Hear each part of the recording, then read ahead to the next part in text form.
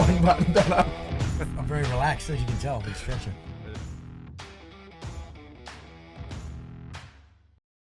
Beautiful voice.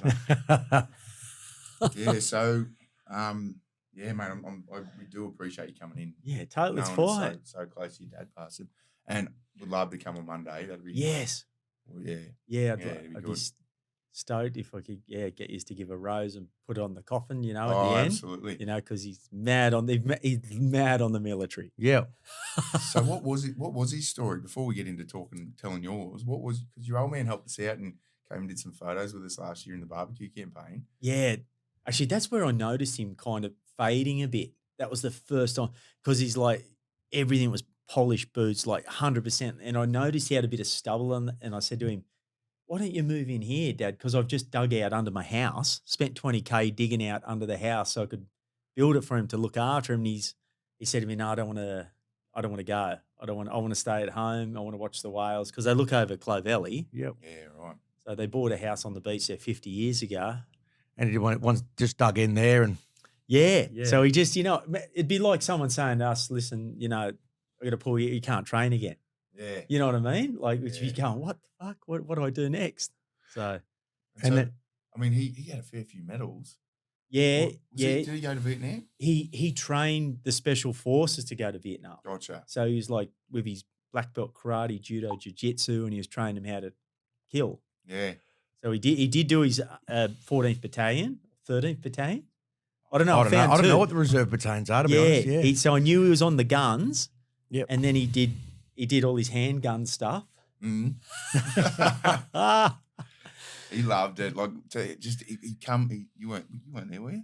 No, No. not for the barbecue stuff, no. No, he turned up to get a few photos with us and brought all these just stacks of photos and I don't know, old letters and stuff. Oh yeah, he had like a mini military history. he's got this just nonstop. I'm trying to find all this stuff, but his uncle, which I remember posting up, he was talking about John Carroll, his Yeah. uncle, and he won a Victoria Cross.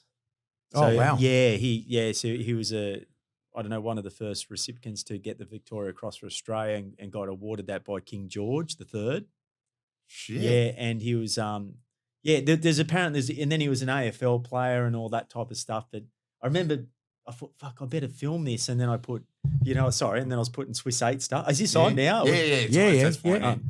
Yeah, so I was posting it up, and I'm like, video him, and I'm saying, so where's he live now? He goes, well, he was in Perth. He played AFL as well, but then moved up to Brisbane, and apparently he's the only soldier that's been awarded the Victoria Cross that was given it by King George III, and right. he's the only person that's been allowed to.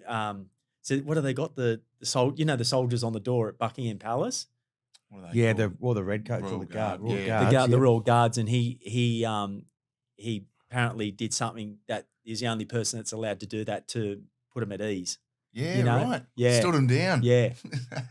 I'll have the story somewhere, so I've got Yeah, it. we'll Yeah. dig it We'll up. have to keep me back on, and because it's good having that connection. It would have been good for him to have a yarn with some army boys and show that sort of history as well, I suppose. Hey, Yeah, it was amazing. He's telling the story, and he's saying, I said, what did he actually do to get the Victoria Cross? And he apparently killed 6 Germans. yeah.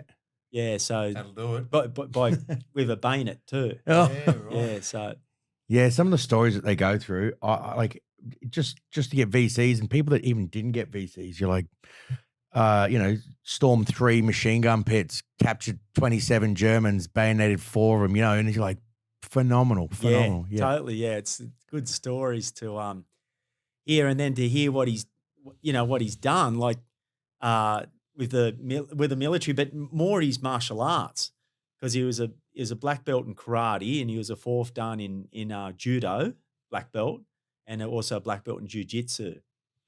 So it was handy. Yeah. So and then James Strong, who was the CEO of Qantas, it was very successful. James Strong was a captain in the army, and so he employed my dad when Vietnam finished, and my dad was kind of like his bodyguard. And my dad started deporting people back to their countries, and some amazing, interesting stories. I remember him taking this guy guy back to, I can't remember where it was, but this guy was someone from the special forces, right? And so my dad's taking him back. And then I just remember, because we used to travel with my dad all over the world, right? And I just remember saying, so what's this guy done, Dad? And he goes, oh, yeah, we from the special forces. You know, this guy was, you know, like would go around kind of like an agent and Yep. kill people. And he was like, and then he said, oh, he started teaching me like his tools of the trade before he got locked up. And I'm like, he's going, yeah, he showed me how he literally kills people with you know, not a weapon, just what's literally at hand around him. What's in the room? Yeah. So he used to take, you know, prisoners, murderers, and you know, like people like that, agents back to their country. And then, you know, I worked for Qantas too with Dad. So, Did you? Yeah, did cabin crew there. Did you? Well, the ladies would have loved you, mate.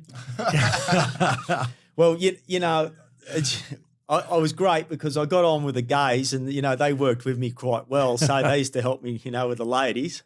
There's not. I mean, I don't know if that's just a stereotype, but you make the assumption that most guys working in cabin crew are normally gay, and most of them, when you have a conversation with them, they are. Yep. But it's a stereotype assumption that everyone is. So you would have been one of the only straight ones. Like I reckon 5%. 5%. Yeah. So it was Pandora's box. Yeah, you know, literally.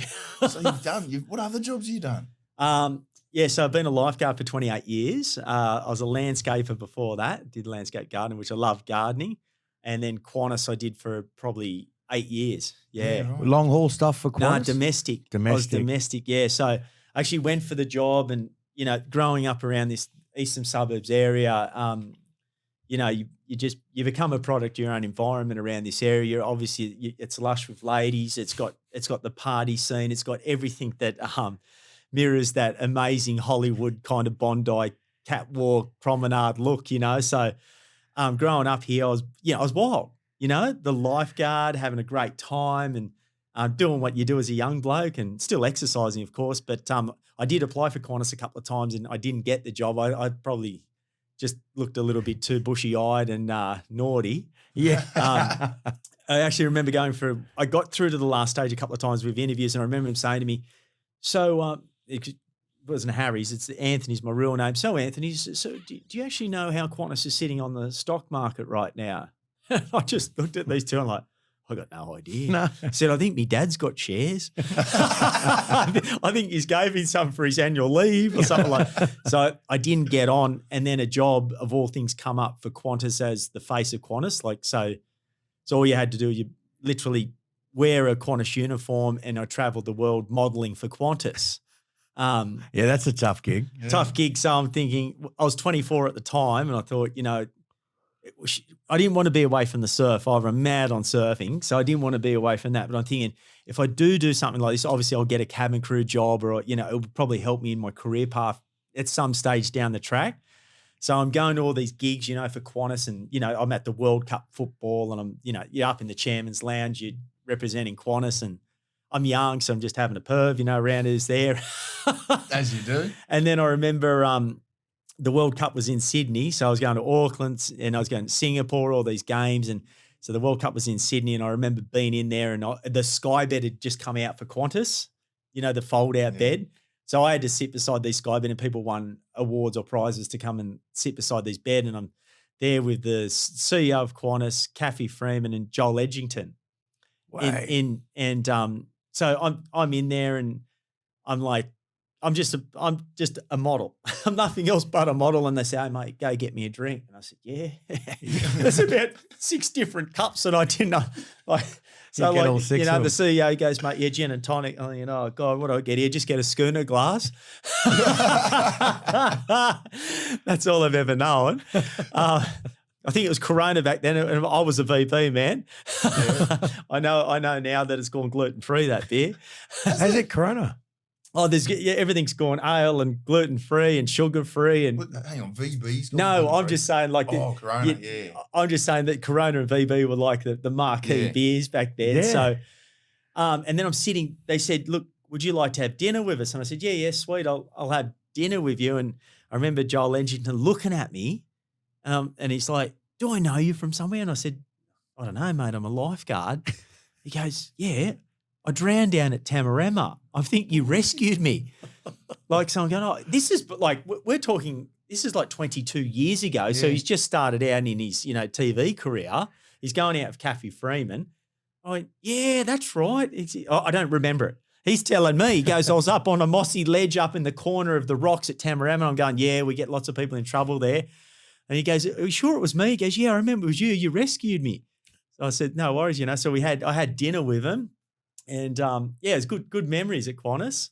Does he because that's before the show and the fame there, so he remembered your face. I suppose you're the before angel. Bondi Rescue. Yeah. And then I stayed, so I did a year on contract as the face of Qantas, and then I went into cabin crew for about 8 years 7 years actually. So then they had to fire you for impregnating all the other waitresses. Like, we don't have a workforce, mate. And I was yeah. Oh my God. Actually, now that my dad's passed, because Dad worked, with the CEO, and I never forget, I was doing business. We'll call it business. It wasn't an endorsement, it was business. And he was over, it was called the Qantas QCC building, and the chairman, CEO's office was up there. And I remember being over and, over doing business, making sure that all the flights took off on time. And I remember saying, can you open the windows up in the CEO's office, And he's going, yeah, sure, son. And I remember pulling her across, and I'd just given him the funds up from the Holiday Inn across the road. And I said, Dad, that's the spirit of Australia, mate. Yeah, good. Yeah, good. I just want to go back to getting the job. Why would they ask cabin crew if they know the stock price? Yeah, well, because Why when I suppose I can see the point now, right? Because at a time Qantas was an Australian company, right? And then all of a sudden it becomes the shareholders' company. So you're invested in actually the shareholders of the company. I think Qantas had 49% and the shareholders had 51%. So I understand it's about the money for shareholders. So it's about knowing the brand. Yeah. Oh, yeah, I guess. Being invested in it. Yeah. Yeah, which is, like for a young guy, I've got no idea, like I literally. We don't have a clue. Nah. I mean, I should have rang Mark Boris. Mark would have helped me out. We were actually talking about him the other day. We got Gary Jubilant, the ex-copper. Yeah. Came in here and we were talking about doing some charity fights. He was saying he fought Mark Bruce one time. Yeah, he's fit. Apparently he can throw him. Yeah, for sure. Yeah, that's right. His son and him do boxing. That's right. They'll be handy with their hands. Yeah. God, I got my first home loan for him. Did you? Yeah. What, he personally funded it? There was a life. I don't mind, all right, but nah. Wizard Home Loans it was, yeah. Oh, true. Yeah. True. Yeah, he's a good bloke. Yeah. So how does it go? I mean, looking up at you reviving people, if I've just died and I don't know I'm dead, I suppose, well, you could tell us that. When you wake up, seeing your face, I'd be happy with that, mate. How many people have you revived over the year? How many? I've resuscitated, like clinically dead, probably 60 to 70 people over my career. And then I look from Coogee back all the way to the heads. I've had to retrieve, 70 to 80, bodies that have either fallen off by mistake or suicides. I've had double suicides as well. Double suicides? Yeah, double suicides. I had a lady commit suicide in front of me as well. So I've seen a lot. It's kind of like it becomes repetitive trauma to a degree, but it's about managing those repetitive traumas, like combative traumas out on on an army field. Dealing. It's one of those things. Has it like, and you look at it, and I speak to you guys, or speak to David Said, which is an SAS psych, and like, has it left a mark or something on me that is bad? No, I'm actually really humbled to be able to be there for these people. Like, it feels like I'm kind of chosen to a degree to be able to bring the body in, give it back to the family, and know that the family, I can bring the body back firstly, and they don't lose the body or it goes under a couple of rocks. But to have that feeling of maybe being with a loved one for their last heartbeat is an incredible thing to be able to be there. That's beautiful. It's like there was an old fellow did the same thing, wasn't there? And he used to go down and these up on up the top of the gap there, and he used to talk them off, and in my career or, my lifetime of being around the beach, I've probably stopped 4 or 5 people from committing suicide. Yep. I remember a young bloke was up on the cliff face at Bronte, he had a VB in his hand, a long neck, and I was going for a run. I said, I called out to him, Matty, how are you, mate? And he said, yeah, I'm just about to jump. I've had it happen a couple of times. I've had lifeguards turn up at the beach saying that, they're traumatized from doing body retrievals, they're going to commit suicide, So yeah, it's kind of humbling, touch wood, that you're there to help them. Mm. I wonder because you have you full of energy, you have nothing but positivity and love for everyone you meet. Is that, a shield? You have some people that could get them down, but just the verbiage and the sentence you said then, that is unbelievable. It really reinvigorates your faith in humanity. Yeah, well, I think it's acknowledging when you are seeing signs. Are you healthy? Are you reacting? Are you injured? Are you ill? And being in those phases, and that might play out its role 5 times a day. We could walk out of here now and I get hit with an endorsement deal, and that might take you to a healthy stage where I can fund my family. But then you get a call straight after it, and they might say, "Hey, listen, you've done something that we want to look into."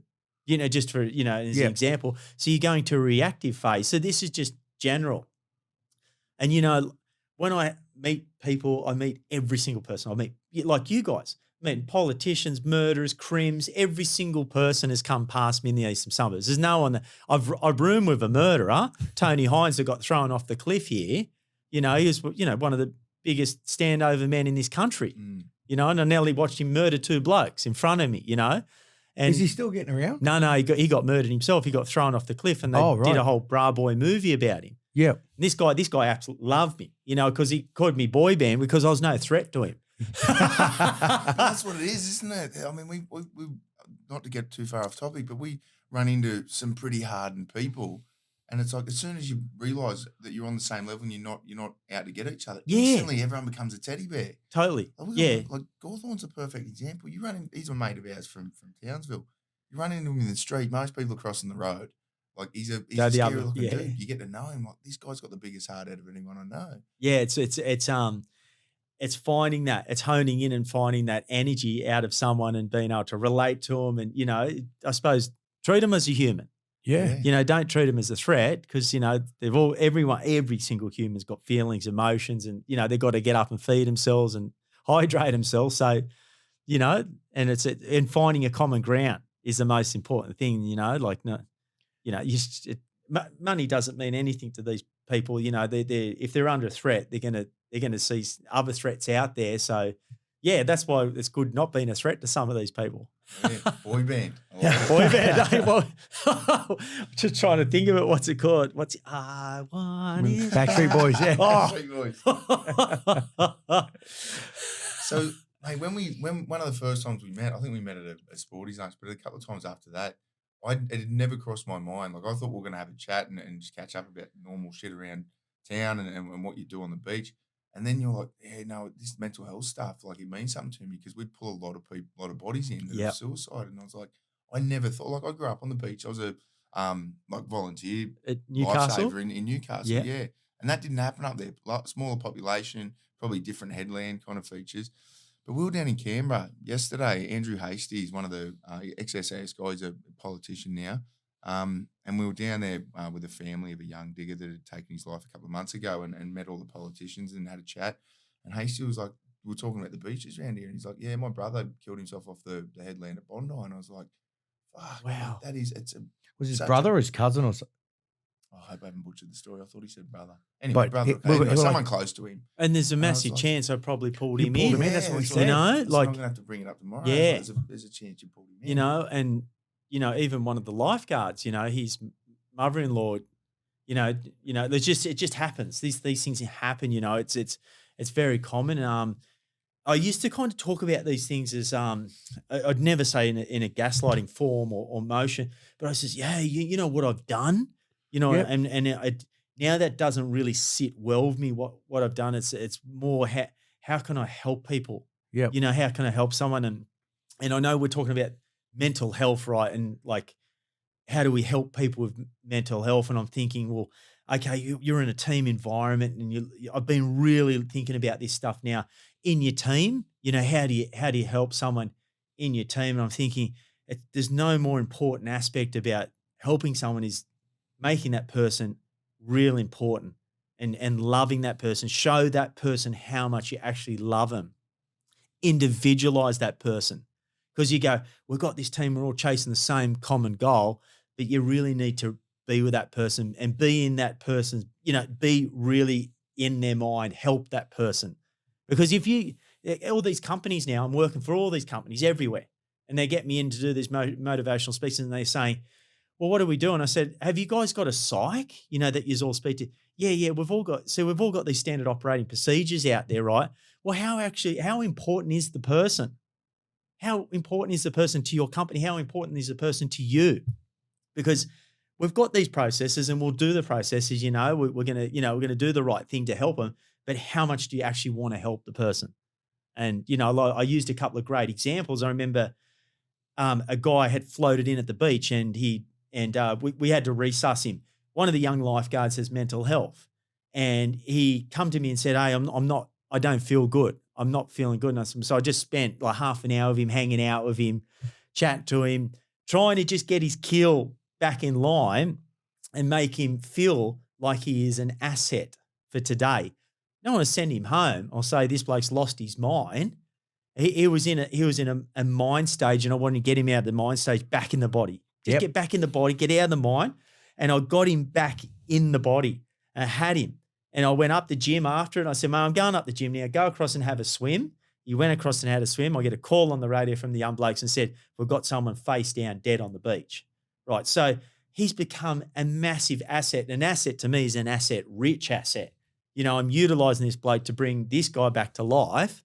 And I'm thinking, if I didn't individualize and make this person a VIP and love him and show him how much of an asset he is, where would he be? He might have taken 2 weeks off, might have taken his own life, not believed in himself, or not believed in the process.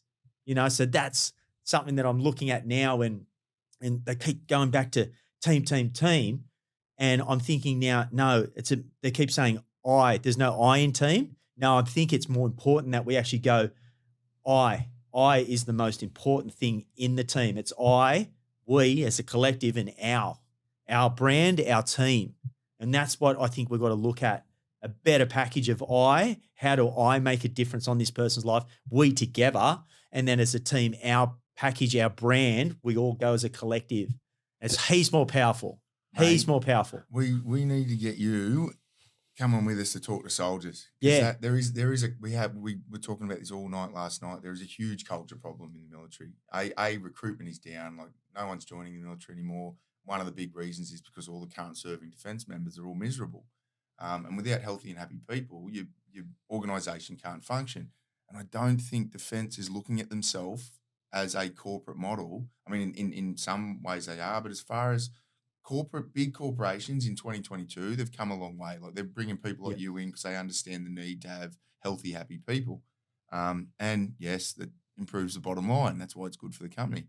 And defence hasn't really caught on to that. And we're obviously down in Canberra pushing these ideas of going, hey, this tool's not just to keep people out of an early grave. This is to keep people high performing, healthy and happy.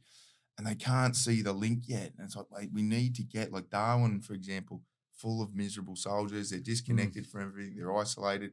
Their command structure's just yelling at them to try and squeeze more juice out of them. Yep. They've gone through COVID. They've done the bushfire stuff. They've done the flood stuff. No time off.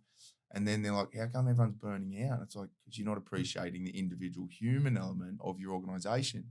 So maybe there's something there. Maybe we need to pitch, let's get Harries Carroll in to pump these bloody diggers up. Come on, mate, use your words. They used to have a mate called Brock Gemelli. He worked for Manpower.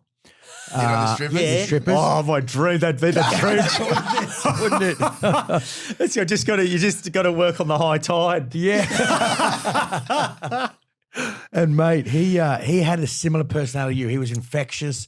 He would tell people, he would give them compliments when he first met them, and he would I mean, but sometimes they were over the top, but he still took the compliment and it still made you beam. And you're just like, and he would say, he'd hang up the phone and I picked it up. And he'd be like, because I heard your conversation with Adrian the other day, and he said, "Yeah, love you, mate. See you later. Love you, love you." And that energy and that, just those small little compliments you pay to people just boosts them and gives them and makes them feel like they're an individual and they're super important. Yeah. I think it's brilliant. Yeah, and it's not. I think some people find it really hard, like to boost someone up and make them feel really good. But you've got to be humble yourself. That's that humble, but you also got to you got to have a big element of love for yourself. Yeah, most important thing, because this is like, doesn't matter who you are, everyone's questioning what they're doing. Because you're like a walking computer. So I think it's really important that you just reach out. It's so easy. How easy is it to walk through a gym and eye gaze at someone and say hello? No, you're dead right. It's life changing for people. And so I used to, with anxiety, right? I used to get in my head a lot, and social anxiety. I'd be walking through that gym 10 years ago, and I would have stressed out, wouldn't have wanted to talk to anyone. And I think when you start to push that love out to other people, it kills that anxiety. So you're like, I'm happy in myself. Yep. And when you know shit, that's what I was saying at the Mex the other day. If I get a message from you ever, there's always something in there. I'm like, I'm happy now. Like, it works, mate. It works. And we're actively trying. Like my housemate down here, every time he gets off the phone to his dad, always both sides, love you, love you. And then I'm like, we started slowly introducing that to the boys. So because we don't catch up with them. Oh shit, I'm going to choke you. Yeah, we don't catch up, and that's not ingrained, is it? We don't know. And then we started because Ryan was doing it to his dad, and then every now and then we throw "love you, mate," and it just makes life better. And it goes back to what you're saying with the young bloke on the beach. It's like people just want to feel valued and loved. Yes, and as soon as you do, everything gets better. So I mean, and it is a task, especially for blokes, going up to someone who I haven't had that kind of interaction with before and saying "love you, mate." It's like, it takes a bit. And this is my goal for the next 3 months. I was talking to my missus about it. I've never said love you to me. Oh, no, I have. Me and my dad don't have that kind of relationship.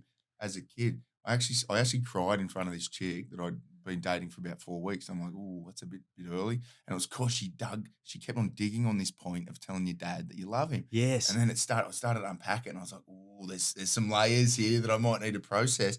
And I got into it, and I was like, that a lot of this drama I have with being loving to people is because I didn't have that relationship with my dad when I was a kid. And I was like, all right, I'm going to set myself the challenge. Sometime in the next 3 months, I'm going to start saying love you, Dad, every time I leave, and just see how he responds, because he's going to be super uncomfortable. I'm like, that's not on me. He'll get to it. And then I went home because I got 2 little kids. I was up there the other day, and as we're leaving, I said to the kids, go and tell Nani and Pop you love him. And mum's like, good luck getting your dad to say it back. He hasn't said it to me before either. And I was like, fuck, this is deep. So now I'm like kind of hesitant. I'm like, I've got to figure out a way to start saying love you, Dad, to try and get him to start saying it back. But to a European-born man who's never said the word in his life, I think it's a bit of a challenge. Yeah. But, yeah, it's got to happen. Yeah, you got to do it. 100%. Makes life better.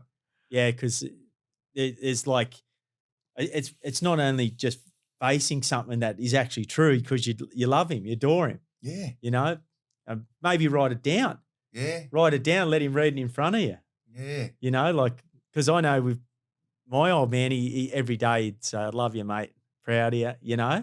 And you say it's like, it's very important. He brought you into this world. You got to do everything, and look, we look at there's pros and cons to everything, and no one's perfect. We're definitely not perfect. You know what I mean? Like you go, well, they could have done this better, but I tell you what, they did a whole barrel of other stuff that just outweighs that bad stuff. Yeah. If you've got a measuring cup out, it's just going to be outweighed all the time with all the stuff that they've done. And the biggest thing, we've had to clean our kids' backsides, right? And they did it for us. Yeah. Mate, that's not love. That's the thing, right? So I know clearly there is it's an emotional bond between me and him, but it's just a word he's never said, and I'm like, I know he feels it. I've got to get him to start verbalizing it, or I've got to do it first, because I know for a fact, like every generation, especially the old Europeans, he was kind of hard on me as a kid, like made me start doing work around the house, like as soon as I could walk. raking leaves at the age of 5. And I look back at now, I'm like, that was great. I'm like, if I think he was hard on me, imagine what his dad was like to him, living in Switzerland through just after World War II and Yeah. stuff like that. I'm like, Yes. this is why he's not comfortable with it, because clearly his dad never showed any affection to him whatsoever. And I'm like, someone's got to break that cycle, or it's going to just keep going on and on and on. And it's from the era they don't talk as much as we talk now. So we obviously vent, you know, we vent so we can harness the energy out of venting, so we can even our keel back up. So yeah, you got you know, he's going through his own thing too, you know. So then you've got to acknowledge that, you know, because he won't want to bring it up with you. He definitely won't. No, if I leave it to him, it's never going to happen. No. And he's not getting any younger. And I'm like, because he's one of his good mates passed away, and like so we live 2 doors apart. The parents, obviously good mates, had kids at the same age. So me and my sister were the same age as him and his sister. Yeah, so his old man died last week. And I know, like, it makes it real. My old man's still in shock. He's like, oh, shit. Yeah. I'm that age now. Like, it's going to start happening. I'm like, I've got to start telling my dad I love him before it's too late. So, yeah, that's my goal for the next 3 months, is to ease into it and make it a daily thing. You know, another thing like that's really important, because you know, love's incredible, right? But you actually tell them what you love about it. And I mean, and this comes from birds around here. You know, it's just, you know what I love about you? And they'd say, what? And you'd say, everything. But, you know, if you're, write it down. And it's like, wow, this is just like, it's just breaking ground. You know, it's just so different. And I know for a fact, like my dad, the military, I remember when he got his first toe taken off and he's in hospital, said, how do you feel? And he said, there's nothing wrong with me. I said, but you can get you some painkillers, you know, I'll look after you. There's nothing wrong with me, mate. I've got to walk the dog. You know, so their mindset is completely different to us. You know, if we lost it, I'd be thinking, that'll be the end of it. Yeah. Bring ScoMo up now, try and get a couple of weeks off. Actually, we'll probably head over to Waikiki with him for that last holiday, just before the bushfires. Do you get a turn? Yeah. I don't know the hose, mate. Yeah. Because that's I was chatting to the missus and that, and we were just discussing. I was like, we might as well just have a big therapy session. I had it was love languages, right? And they said some people express, you know, love and receive love differently. And I heard the book a couple of years ago, and I was like, right, what's going on here? Some people like to hear like verbal affirmations of love. Some people like physical acts. Some people like you doing things for them. And so if you're sitting in a relationship, you're like, yeah, but I tell you I love you all the time. And like, I don't give a fuck. Wash the dishes. That's how you tell me you love me, you know, like, and it was just this weird thing of opening that conversation. But I think the start of that, it's always it's always a tough road to sort of go down. Mate, I'm not sure I'm convinced with that love language stuff. There's like 5 of them. Yeah, yeah. And I think they're designed for men. I think men get 1 and women get 5. Get 5. Because I was like, no shit. I mean, the affirmations, telling people, I think is the most important. Yeah. Because I was talking to Soph the other day and she's like, no, quality time. I'm like, cool. And then I didn't speak to her for a day, and then she's like, but I need you to talk to me. I'm like, oh, well, that's affirmations as well. So Yeah. And it's like birthdays come up. It's like, you didn't get me a big present. It's like, well, all right, gifts as well. That's 3. I've got to do all 3 of them. I think to keep chicks happy, you got to tick all 5 of the boxes. But for dudes, yeah, I don't know what I still don't really know what mine is. Oh, I did Kane. One of my mates, Kane, he goes, I'm not going to bother doing that shit, mate. I know what my love language is. It's touching, and hers is gifts. So we barter in the middle, mate. If I want to have sex, I'll buy her a wedding ring. Yeah. Men, we're like dogs, aren't we? They just, you know, we like a scratch. You just lay on your back and get a scratch, where, you know, women are a lot more sophisticated, and, you know, they've got kind of that cat like, you know, they'll do what it takes, you know, whereas we're just easy with, you know, which I understand. That's why we've got to work with the sophisticated feline, make sure we get, you know, look after them, and they want that. You know, it's amazing that they're different. They want to look good. So they need the reassurance from us, which is so important. They need touch, you know, because if you don't touch, I mean, my wife is stunning. I'm so bloody lucky, and she's an amazing person. She said, "That's the first time you touched me in 2 days." I'm like, there's no one, there's no one else. It's just you.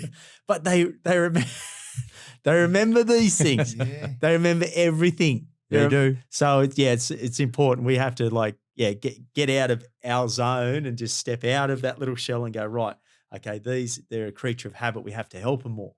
Be there, give them everything they want, because we can't live without them. Yeah. We need them. They're way more sophisticated than us. They should be running America, although we do love Trump. You signed a few political gags in there. It's good.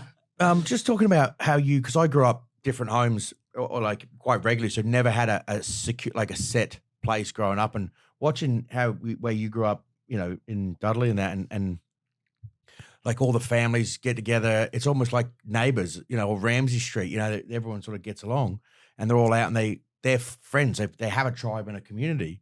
Is that what it was like for you growing up? You were a Bronte boy, were you? Or so Clovellian Bronte boy, yeah.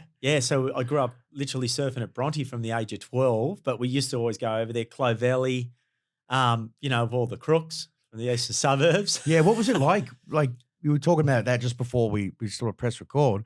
Obviously, Coogee Diggers is a fine establishment now, but it was a bit rough back in the day. Oh, it was amazing. It's so good because I used to come here and train here it's 28 years on the beach, right? So 28 years ago, I was coming here, 3 times a week at least to do my swim training here in the pool, and every underworld crook come here. They were great, So you're forming relationships with these blokes, and the next thing you're getting a handful of Mac Freeze handed across because it's, they were great. It's great growing up with all this different type of character in the eastern suburbs, they're colourful, and there's so many amazing stories of people always like look at these people, I suppose, that stick out, and they go, "Oh, that's a bad person," but I actually see a lot of good in these people, not evil. They might do their own thing off to the side, but it's what I see and what picture that's painted in front of me, is a lot of good. People probably wouldn't agree with me on a lot of stuff, but I remember someone like John Abraham, legend. Right, and I'll say that people say, well, he might be Teflon John or a different type of character. I'm at Bondi, and I remember a lady with a pram, she busted her back really bad. He was like having a sunbake at North Bondi. I'm at North Bondi at the same time, and, we picked this lady. No one else come around. No one's wanted to help this lady out. We picked this lady up. She's got the pram with the baby. She's in debilitating pain. And he's got her with me, and we carried her up. And, I said, "Thanks so much, mate." He didn't have to do it. There's a big chance he could have been in a picture down there on UK Mail or something else. Yep. And he just did it. And it's about just acting before even thinking. He just, and I go, well, in my eyes, that's a good bloke. Good bloke. Absolutely. It's a top bloke. Did he grow up around? Is he around here? He's always around Bondi, and, he's really nice bloke. Always got a smile on his face, but they paint a different picture. But the character and the painting that I see is completely different to someone that's probably got no evidence or knowledge. They've just, taken it from the media. Yep. Yeah. Yeah, mate. That's the individual human elements to all people. You find out that even what the worst people in the world have still got big, good hearts. And I look at it now and go, look, the big successful underworld characters are identical to politicians and big corporate CEOs. Like they're all going in the same direction. They're very motivated to hustle and make money and gain power.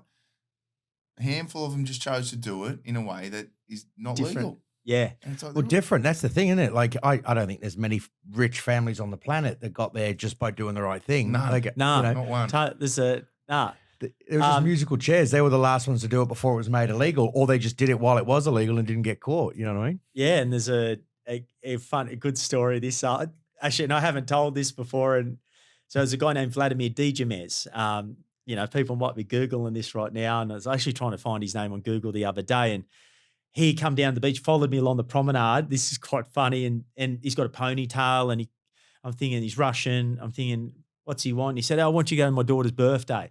So I went So I said, mate, yeah, no worries, no worries. Look, I've got a manager. You have to go from a manager because I'm thinking this guy, I don't know anything about this bloke. Never Wear seen you him around like a before in my life. lampshade. Yeah, yeah. So it's at the icebergs, and I said, contact me manager, and anyway, I went there in my lunch break to the 21st of his daughter's birthday.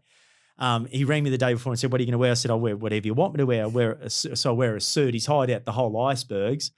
I said, how long do you want me there? He said, just 2 minutes. Just say, thanks, Maryvale. Happy birthday, happy 21st. And I gave her a Bondi Rescue shirt, and you can be on your way.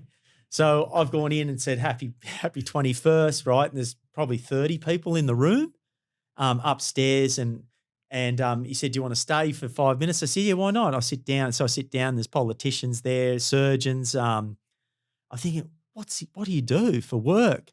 And he said, I sell paint. Right, okay. So I'm thinking, oh my God, what type of paint do you sell? Do you sell paint to Bunnings and Mitre 10? Like what, Dulux? What do you sell? And he said, no, I sell like Osmond 52, I think it's called. And I said, what's that? He said, oh, mate, I sold the paint for all the stealth bombers, $36,000 a gram. What? Right. So I'm thinking, what the hell is this? And he goes, mate, I was, best mates of Alan Bond. I'm going, oh my God. I'm thinking, how does he know all these surgeons, politicians and everything? So I'm thinking, how is this true? Anyway, I went and Googled it straight away, and it says like Australian Russian billionaire tries to do $6 billion deal with Vladimir Putin. Yeah. Straight away. So like I'm telling my family, because I got some family that are bankers.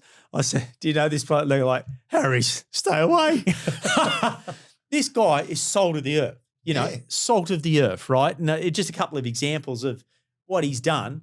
I'm teaching Pilates at the Opera House, right? So I've got big classes of Pilates at the Opera House. He rings me and says, hey, I'm just here. See, I can see you. And I said, oh, okay, come and say hi. He goes, no, I can't. I've got to put my phone down, actually. And I said, what are you doing? He goes, I'm here to see Obama when Obama's here, right? And I said, he knows everyone. He's like, he's friends with Scott Morris and his wife. And he's just, everyone. He knows everyone, obviously, that, with the dealings that he does. And I said, how did you make the money originally? Their family sold warfare. They're a royalty family from Russia, and they were selling tanks and military firearms, and he said, we made a lot of money before the 80s, millions of billions of dollars before the 80s, and we didn't want anyone killed anymore, so we stopped doing that, and I do oil and gas now. And so I've, become good friends with him. I start doing more work for him. He's giving me money to fund charities, kids in wheelchairs. He said, Harry's, just give them the money. His daughter's a Russian gymnast. She should do these big displays with all her gymnastics people. And I'm giving money to these charities. And it's just like, my God, he's turned me I'm like an angel doing all this stuff. And I still don't know if I believe it all. I'm like, what the hell, And then he invites me around to his house for Christmas. And he pulls out all these books, and all the politicians, in Australia have got him in their books, He Royal to Highness Vladimir Dijamez, telling me everything. I said, he was a boxer. I'm going, God, and he's pulling out pictures. I used to box.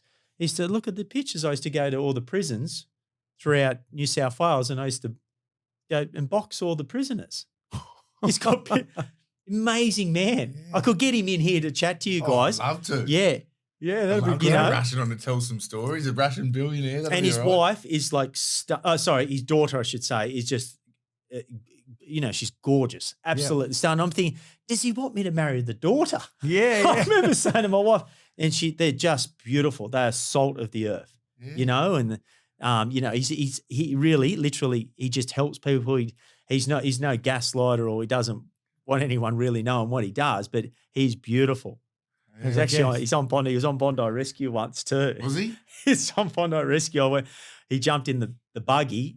God, this is so actually great stories, and I haven't told these stories to anyone. Jumped in the buggy to say hello. We had a couple of Russian friends on the beach, right? It was a quiet day. I get a call on the radio, and they said, get down to the southern end of the beach. There's someone in trouble. Normally, you just get on the PA and call them in. He's sitting in the buggy. The cameras everywhere, right? And I've had to jump out, go rescue this bloke, and he's like got his phone. Oh my God, So he's filming me. He's on Bondi Rescue in the buggy. I pull the person back in. He's going, this is crazy. And I remember him saying to me, "You won't believe what I've just been doing," because he was on the phone doing business, right? He's gone in chatting to me, and he goes, "Hey, like I've just, done this deal while being in the buggy." I'm going, "What happened?" He goes, "Well, a country was, going under into bankruptcy, and a couple of Russian billionaires or people from around the world floated this country to get the economy back up to a place of standard." And he's, so he invested, I won't say the amount, he invested some billions of dollars, and he received this amount back. Yeah, he's not investing in companies, he's investing in countries. Yeah. That's amazing. He also told me openly about, not so much about coronavirus, about, China and that. He just he showed me paperwork from, I won't say which house, but a house. Yeah. Showed me the paperwork and said that America and China will definitely have a go at each other.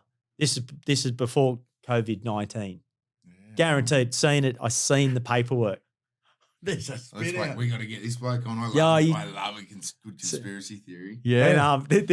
And we went to his house. He lives out west, right? So, and like, I suppose any billionaire would live on the coastline. He could live anywhere he wants, right?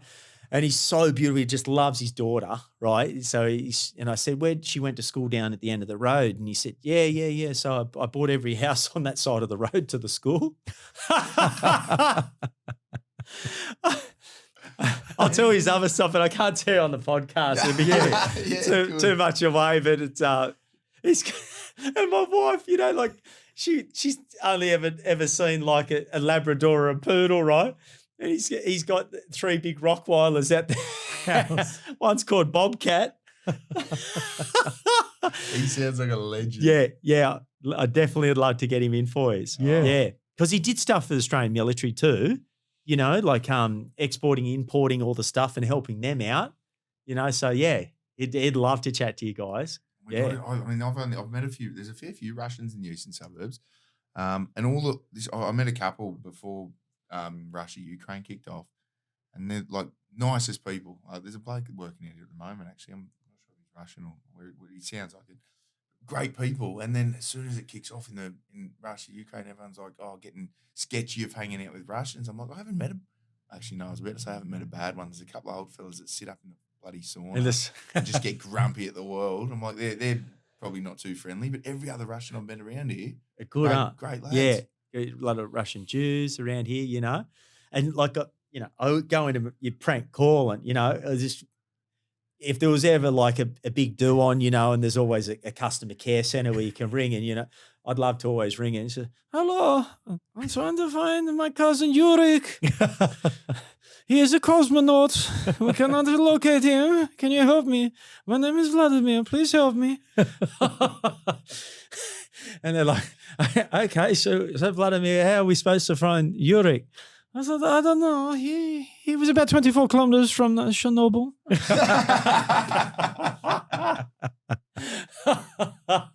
Oh, mate. Gone nuclear. Too much time, mate. Too much time. I haven't done prank calls in decades.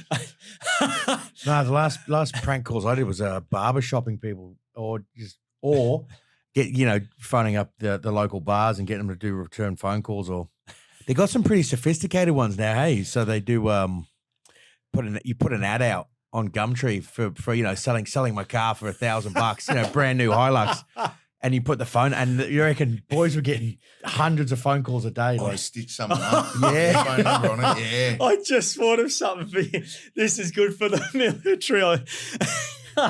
Okay, down at the national park. All right. I don't know this person, by the way, but down at the national park, there was a sign up, and it says, we're in a stage of culling of deers and that down at the national park.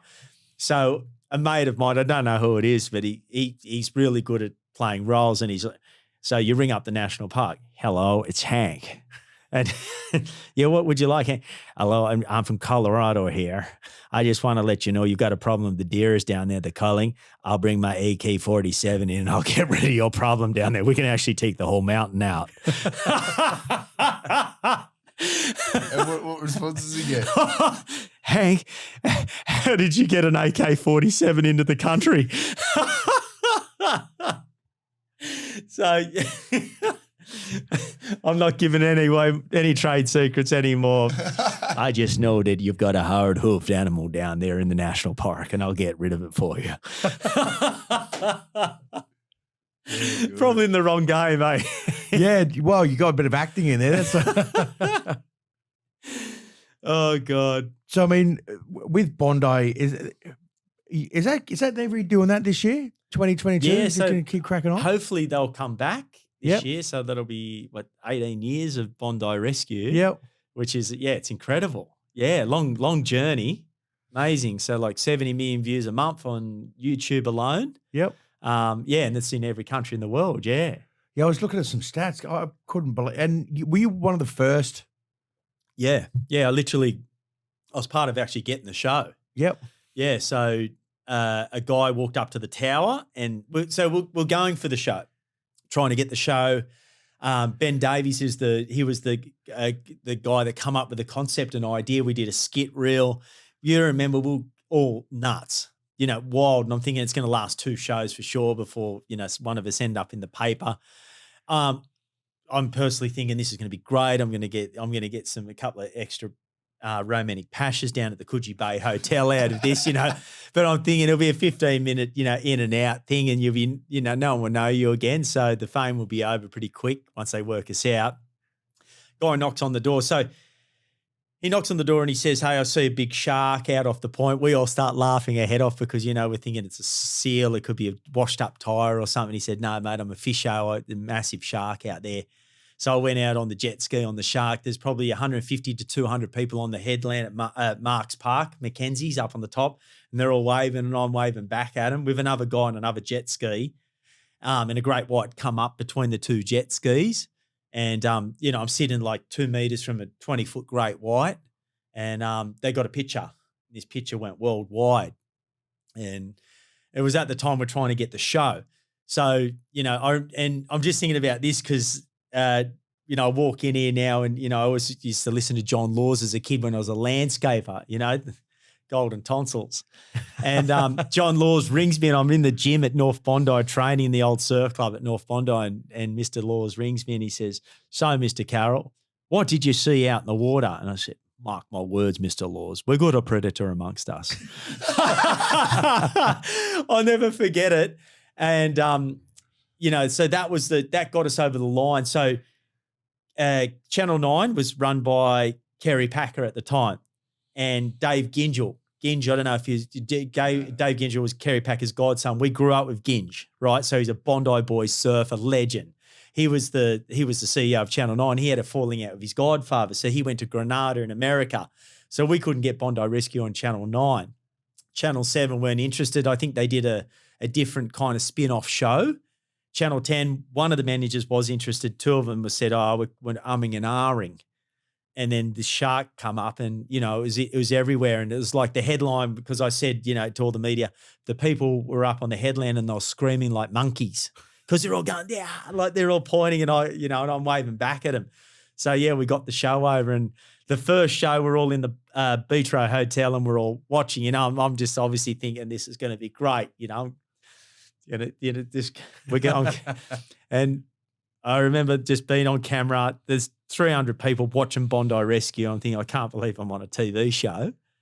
And it just says, they're talking about this shark. And they said, "So what did you see?"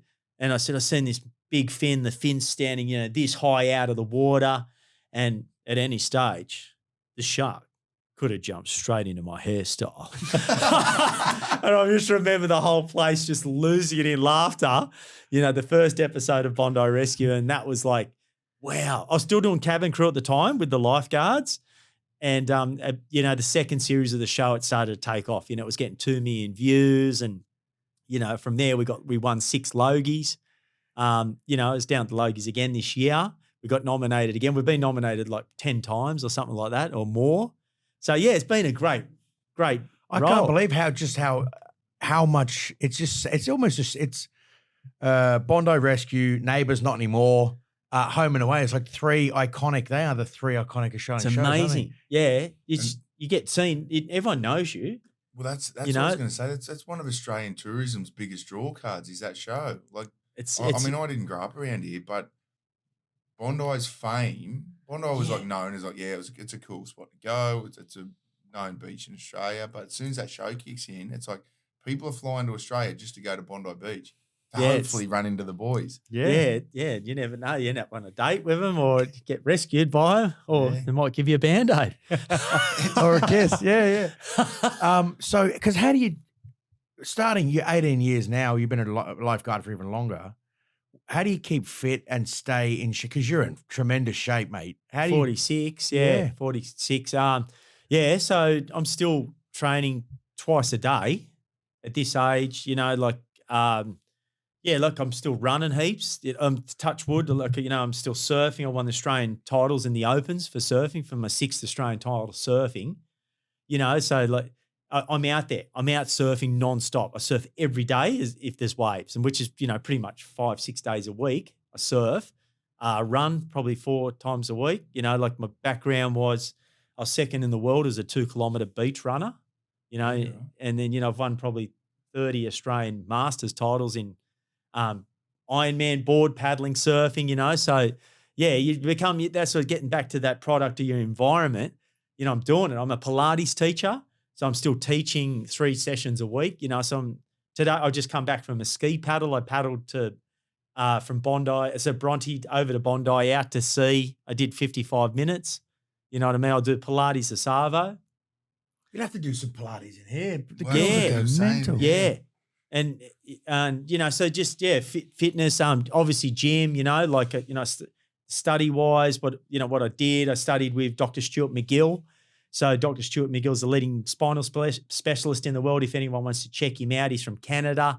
He has over 250 evidence and science-based studies on clinical work in the gym. He's pretty much worked with, I think 60 or 70 Olympic athletes and hundreds of people in his career.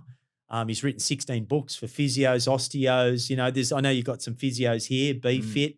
So, looking at those clinical exercises to get you back on deck. And then I worked with another guy called Gray Cook, who's a physio, functional movement systems, and he does a lot of stuff with the NFL.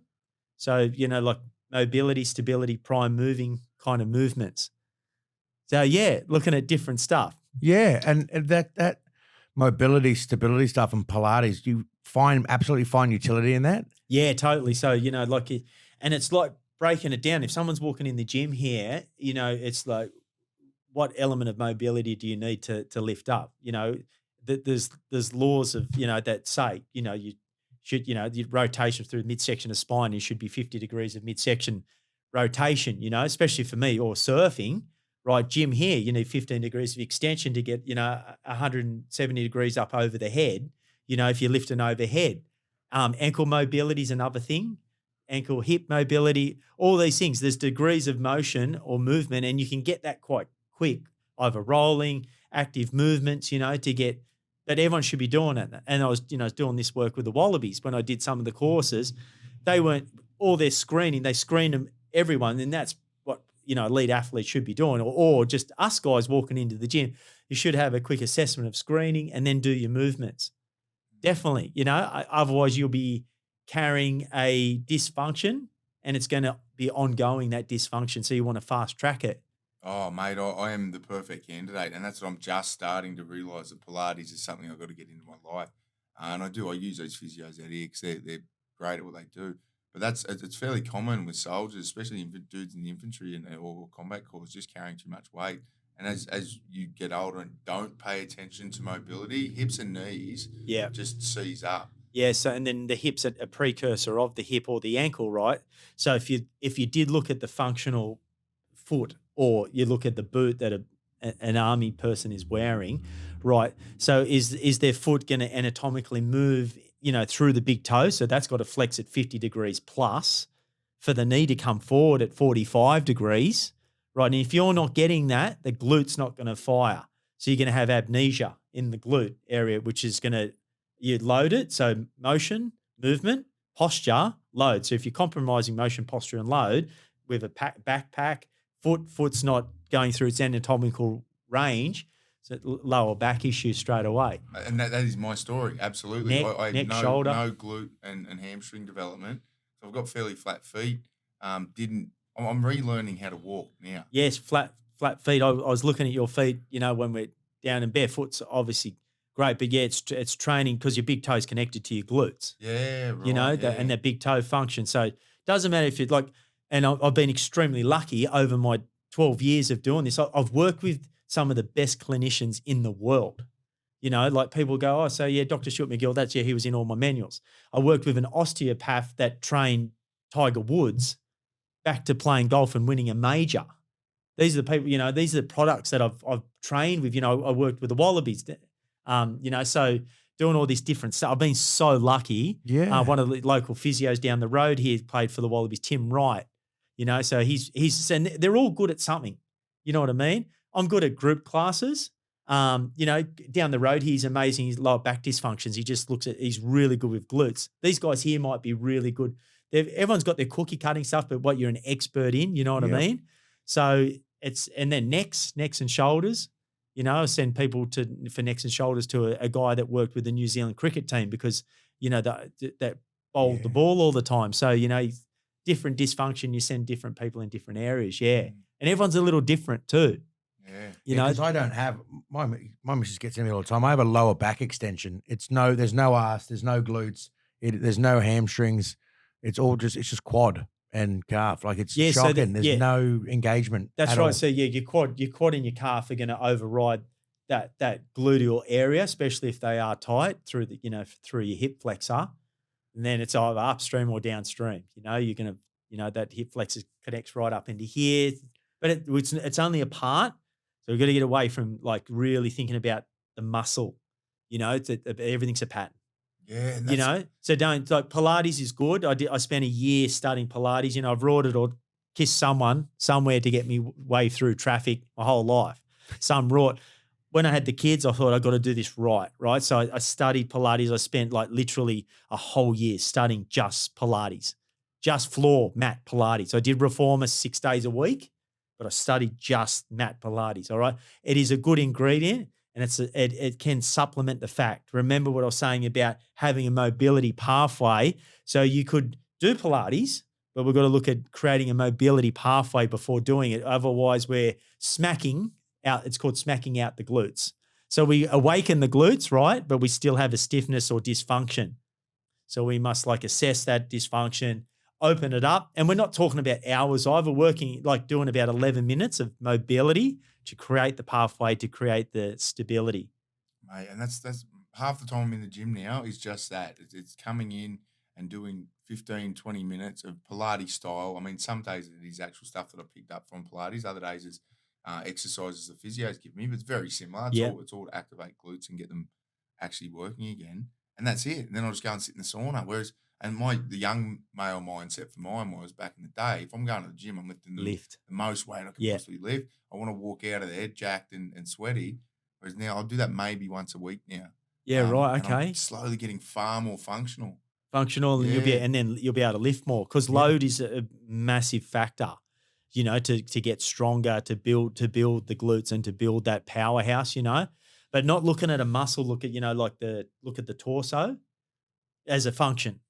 That's not. There's no core. They're talking about the transverse abdominis, a muscle that you've all heard of, and that was a big player in the physio world. If the transverse abdominis isn't working, that the rest of the body, but the diaphragm, you need the diaphragm to get that muscle working. You need that to switch the whole torso on. So it's looking at as a structure. It's heaps more important. The big toe's connected to your pinky finger on the opposite side. The superficial back line, the bottom of your toes connected to the top of your eyebrow here. Then you've got the lateral slings of the body. So you have to work them in those ranges. So where are you learning all this stuff? Because you're starting to blow me away. The amount of information. Well, you're a bloody Jedi. Yeah. Oh no, but I studied with I had a mentor that's incredible, but he's good at what he does. But I've studied so much different with studied with the Pilates. I've done the Pilates, heaps of Pilates, and Pilates is good and it feels good and it gives you the feedback. It's not going to fast track you. It's not going to. I teach Pilates. I use the name Pilates, It's not going to fast track you. There's other things out there that'll fast track you way better. Everything you do is on one foot, so you got to train on one foot. You got to load the body on one foot. You got to your balance, stability. You got to do these things that are functional. What is functional? And the best part about what's going on now, there's no guesstimation anymore. There's probes that they're putting on every muscle. So the exercises that I was teaching for the past 9 years, I'm walking into the class now saying, these are great and it's going to make us feel amazing. Like you're going to feel this, right? But there's no science or evidence behind it. All right. So we can do this to change it. There's so many things that are just incredible out there now. So you're doing Swiss 8 for the body. You're taking all these different methods, like yes, that's good put them point. together, yeah. Yes, because what happens, right? People get caught in a phase, right? So the physio is not going to talk to the osteo is not going to talk to the chiro, the physio, right? It's like, hold on, that's it. No, I'm seeing they're asset rich for me, right? And they're all speaking somewhat of a language that is similar, but they've got their own tonal Bible on it, and it's about you harnessing from them what they have and utilizing it. And like I've got my own app, and that's what I've done.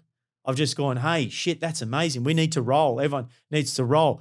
But what's the science behind rolling? Because some people go, oh, rolling's good. You get feedback from the rolling, but now there's so much different stuff. Yes, we do need active stretching. Yes, we need to load the body in a way. We need to do all these things to get the right ingredients. And I remember, so there's a company from Germany called Black Roll, and I worked for them. So rolling alone will change mobility through the body after 2 weeks by 7%. You can do yoga, that's going to change it by 8% over 2 weeks. These are studies that they've done, in hundreds of people, right? And then active movements changes it about 7% again, right? If you included all three as an ingredient over 2 weeks, 21% difference in mobility. In 2 weeks? In 2 weeks. People could do that. That is absolutely they could. So roll, yoga. Rolling, yoga, and active movements like active stretching. Yeah, so that's because that's our end state. The end, and we're still a few years away, but artificial intelligence, kind of machine learning stuff will help us get there. But we want to be able to get to a point where it's like, these are all the 1% ingredients you need to make the perfect human. And it's going to be different for everyone, different shapes and sizes and whatever. But that's the goal. And you're 100% right. It's hard to get that when you go to an expert in a set field, because osteos are never going to say, hey, if you want to complement this, go and see the chiro, go and see the physio on your off days. They all like, no, I've got come to me and I'll solve everything for you and I'm the only one you need to see. It's just not true. Yeah, because it gets back to the frontal lobe. It becomes a threat. Yes, right. It does. It's just like, oh, there's someone else better, and that's like, I know for a fact with me, right? I just say to them now, because I've got like a dime a dozen people turning up to my classes. I go, right, next, but I've been here and there, and I said, luckily for me, I've worked with a lot of these physios, and I said they're incredible with knees. They're incredible. Go to that person if you've got a knee dysfunction, because he's worked with 500 or 600 football players. Yeah, get your knee fixed there. If it's an ankle issue, same thing, right? But if it's a lower back, go to Tim Wright down at Coogee here. Go to Patrick in Double Bay, because he's going to fix your neck. You're only going to have to go there 2 or 3 times. You're not going to get a Band-Aid fixture. Understand the chiro physio is incredible to create the mobility pathway.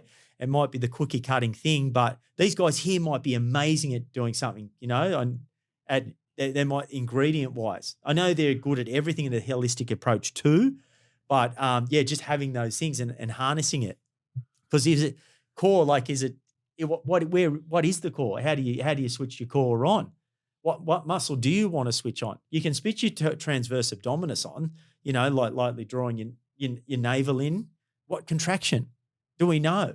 It's a 5% contraction to walk around to have your core on. It's around 10 to 15% doing your exercise, unless you're loading it. And then, your lats here. We all work the lat, but it's still a part, right? But it's connected to your pubis. So you've got to try and train it as a full body integration. He's blown my mind. That's phenomenal. I mean, look, to be honest, I'm stuck. I'm on the floor. I'm in still the old school. As much as we know there's knowledge, I still like going to the gym and beat my chest and lifting weights. Yes. And then my physio got in there and My back cooked, a proper blew my back up. Couldn't get off the floor for 2 weeks. I was like, well, this is me done. Like, and part of the reason why I sort of started getting out my back, all the discs and stuff. Anyway, we're doing physio, and the physio's like, and I saw she's got some Pilates times up on the wall. I'm like, oh, I might do this Pilates. She's like, you're not even there yet. And I was on the floor just trying to do one-legged hamstring activation stuff. Yes. It's like these old ladies, they are 70 plus, and they will fuck you up. Like, Yeah. And they're India. Yep. Yeah, because it's like you look at the linkage versus the leakage, right? So we just go, all right, because it's a man, we go to primitive times and we've got to lift, Yep. So that's the load, right? And it's getting back to like that. What is your, or let's look at muscles versus, we'll say, I don't want to talk about a muscle. It's muscles or a holistic approach to the body, local versus global, so your global muscles, your big muscles that we look sexy, we want to look good, right? But your local muscles, the intrinsic muscles, the ones that stabilize in the hip, the shoulder, the neck, the ankle, So they're both extremely important, but it's like local versus global, And that's exactly the problem. We just focus especially young kids, just the big ones, big global muscles. I remember doing my first studies, and they looked at the All Blacks and they did core work it was like 6 months, nonstop core work, sit-ups, the whole lot, right, for core. And I remember one of the holistic coaches at the time, his name's Paul Check, and he's amazing, this bloke. And he was pretty much the first person to go really holistic with stuff. And he got them to all stand on one foot, and he come around, and they were in a running stance position. He come and just touched their shoulder, and they fell over. And he goes, so you've just said you've trained a part versus a pattern. How do we make it? You know what I mean? So he just blew a sports scientist out of the water. Or I have worked with sports scientists, and the hard thing for me, I started becoming not so much religious, but I was getting caught in a phase of my studies. So like Dr. Stuart McGill, he's all about having a rigid structure and keeping the spine in line. So I don't know if you guys have ever been told this, right? So a spine moves, right, as you know. So when a spine moves versus an arm and leg moves through mobility, when your spine moves, it's like, this is the best way to have an analogy of a spine. And I don't want to blow you away too much with this. You already have. All right. You already have. I'm collecting my brains through the room now. So think about a spine being the sail of a boat, all right? So it's a very strong structure. You have the guy ropes that come off a sail of a boat, right? Now, if let's say the tension on the boat comes to the sail and the guy rope starts getting pulled by one side, so it's going to torsion and then tension on the other side. The spine is exactly the same as that. If we rotate through the spine, your muscles will do the opposite and try and stabilize and keep you stable through the spine. If you move your arms and legs around, they're designed to be moved. Your spine is designed to do the opposite, stabilize and keep you upright in an erect position. So it's really important to think about the guy rope system. That's your muscles stabilizing you in the fascia, the connective tissue over the body. Yeah. You don't get, do you get sore muscles? Is it sore muscles, or is it sore connective tissue? Is it the connective tissue over the top of the muscle? That's what you want to start thinking about, connective tissue. So fascia, and it's like spider web over the top of the muscle. And if you've got a knot, it's generally the connective tissue over the top of the muscle. Okay. Oh, right. So do you think, I've got a tight calf muscle? It's the connective tissue. Where's that connective tissue start? From the bottom of your foot. So it's releasing, above and below, or maybe the whole sling of the body. I've got some work to do. And that analogy about the spine, that was gold. And that's why I need I got a bit of a scoliosis in my spine. Yep. Causes me a bit of drama. And then I was seeing a chiropractor. It was amazing. But now I'm starting to know you need to go and see a chiro, crack it straight, whatever they do. And you need the physios, and you need all the other pieces as well. Yep. I mean, osteos are fantastic for that too.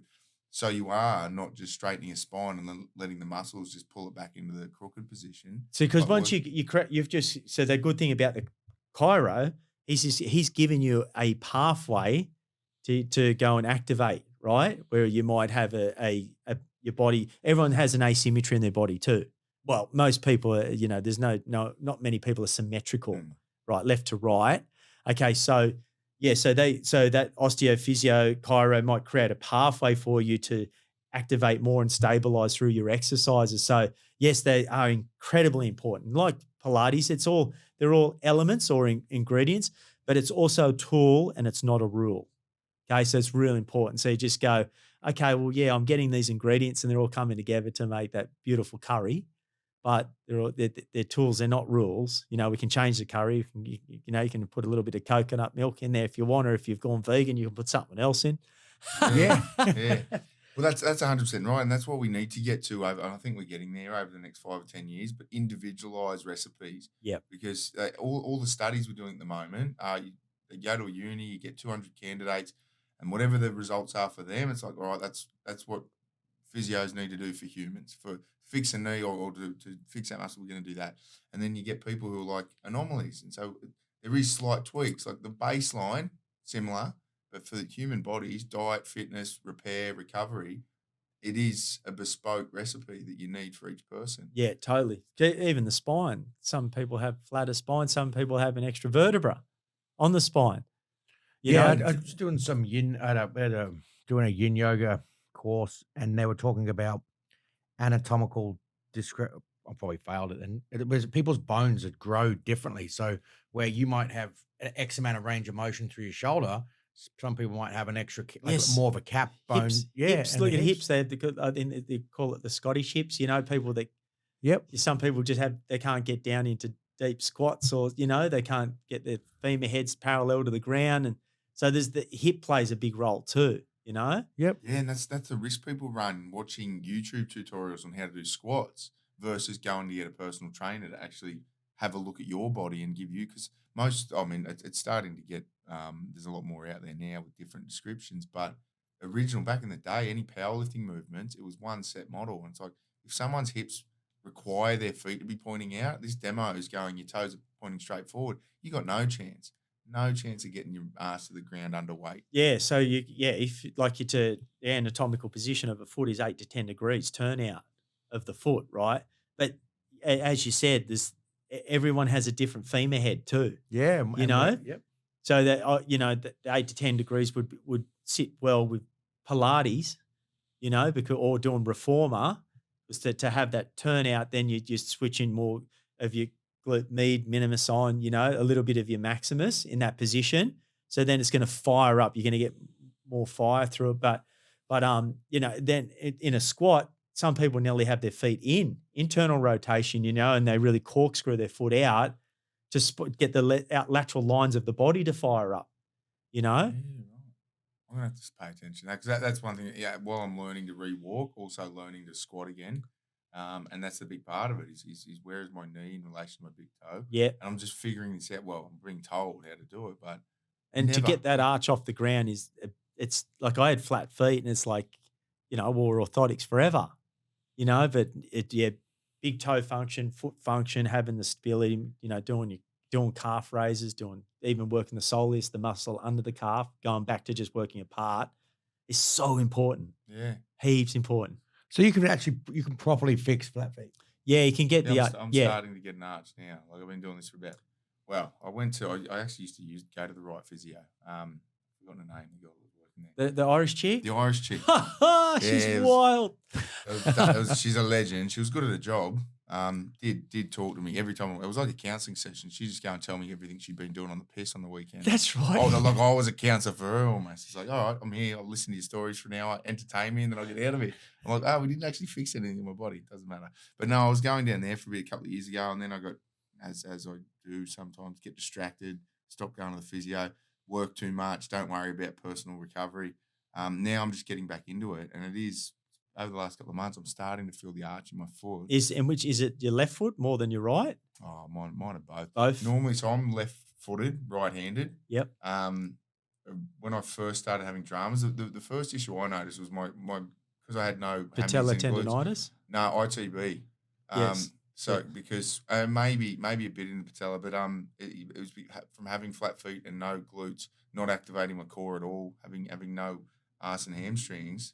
I was basically using my ITB to lift weight when I was walking and running and squatting. Yeah, and that's and the fascia band across your hip. So if that's tight, weak, that's going to track your knee medially inwards. So then it's going to load the knee, and it's upstream, downstream. straight away. The first time when I went down to see her, so what was her name? Kaya? Yeah, that's it, Cara. Is it? No, Is that close to that?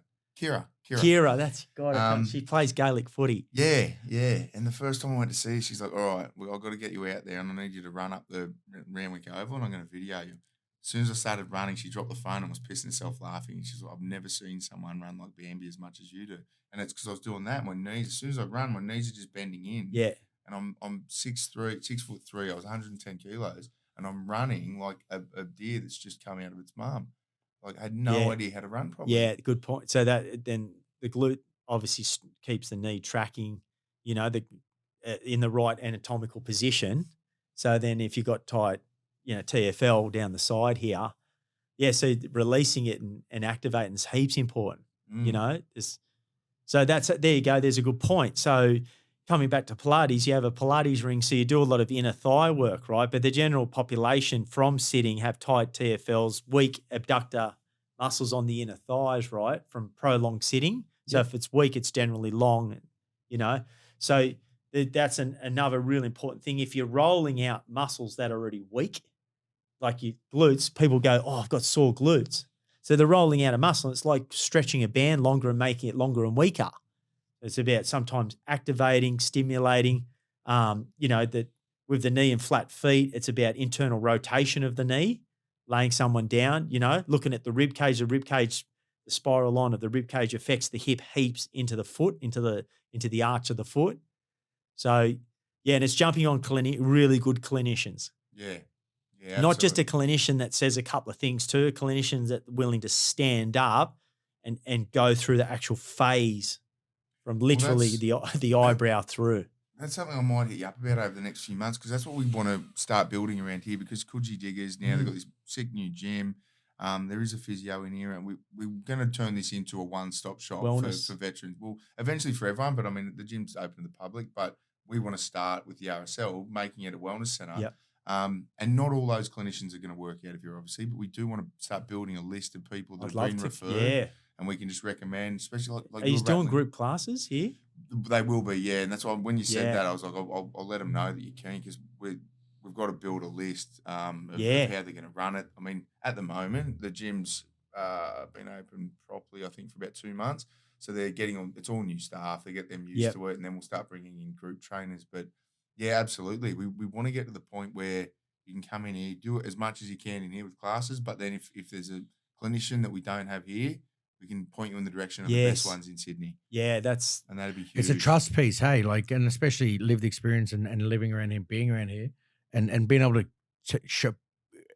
It's not shopping. What is clinician shopping? I suppose whether it's psychologists, physiologists, whoever they are, you have to go and find the ones, and sometimes it's hard to find the right one with the right fit, with the right knowledge. Yes, and because to that trust phase, it would kill me to know that someone's literally in debilitating pain, got to fund their kids and pay for a mortgage, right? And you've sent them to someone that's put a heat pack on them. Yeah. That would kill you going, oh my God, I've sent someone off and it's a guesstimation, No, we want to, I'll bring people in here for you that are experts, and just go, right, I've got a guy that's an expert. He's called the Nexpert. Yep. Bring him in.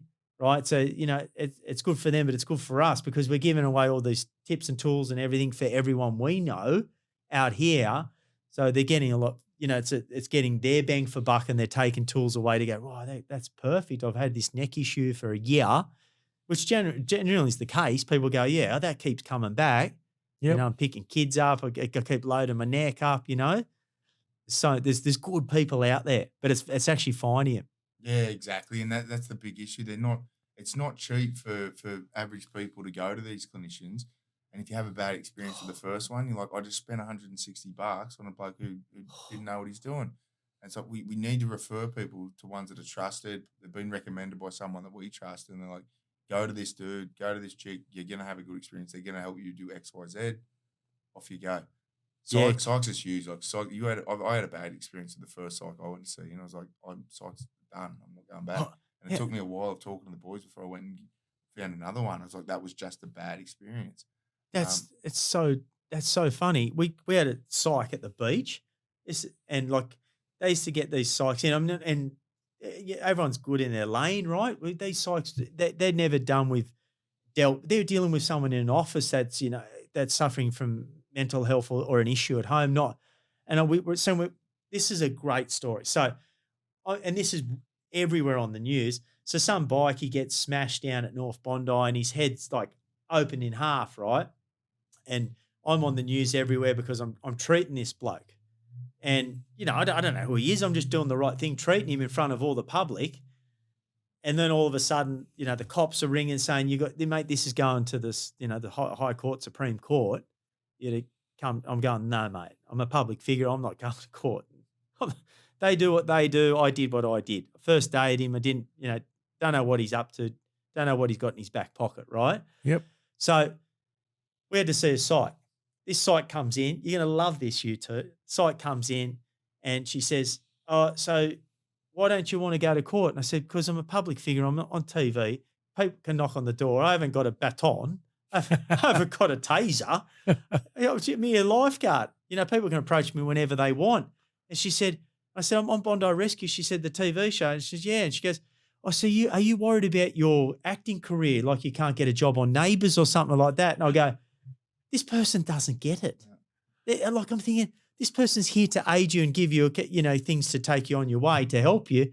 And my acting career, like this ain't Bouncer, this ain't Ramsay Street, sweetheart.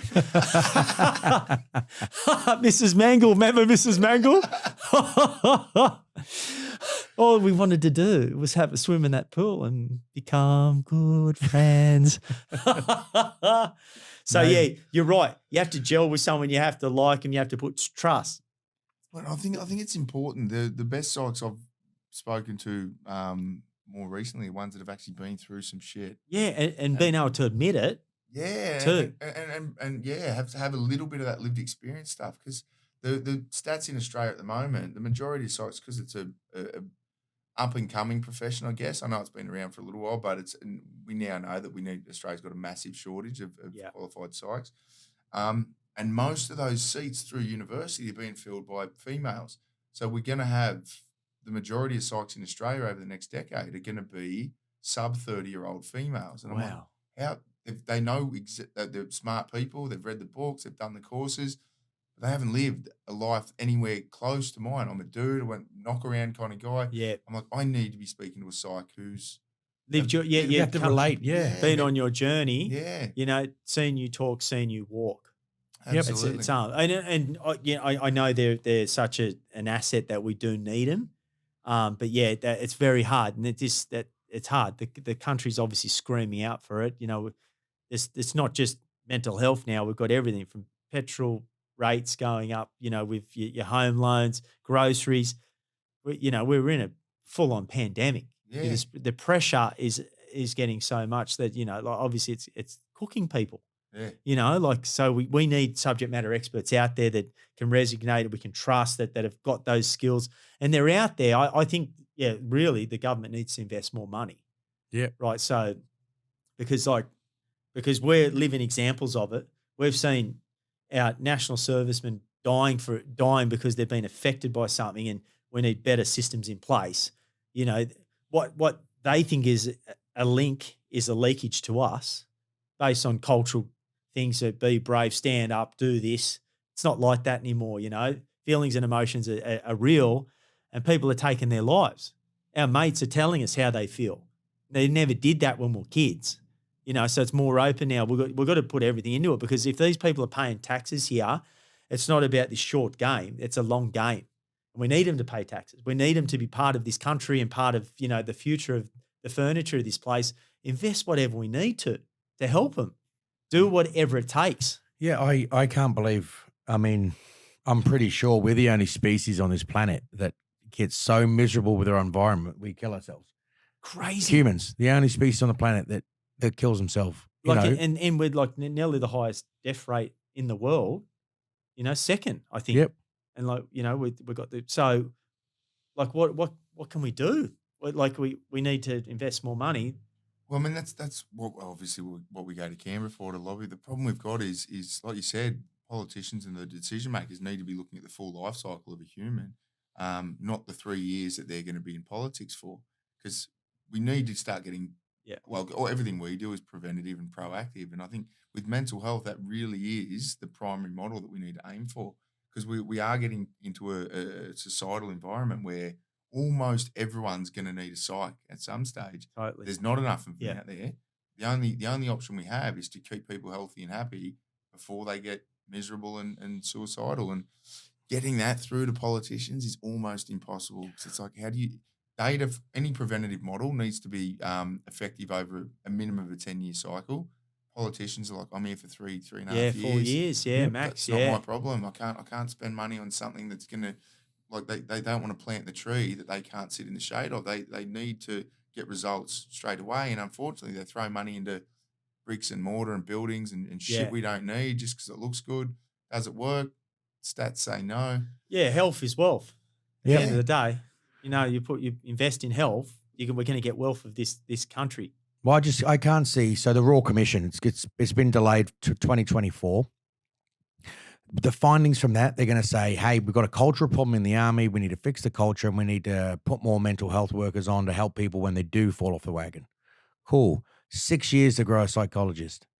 So even if they make the decision 2024 and they triple a psychologist, I don't know how you attract those people to those jobs. I'll tell you, the problem is how you attract them is they lower the high school mark required to get in. Yes. Yep. And that doesn't solve the problem. So we got 6 years. Imagine even if we tripled the amount of psychs, it's still 2030 before that happens.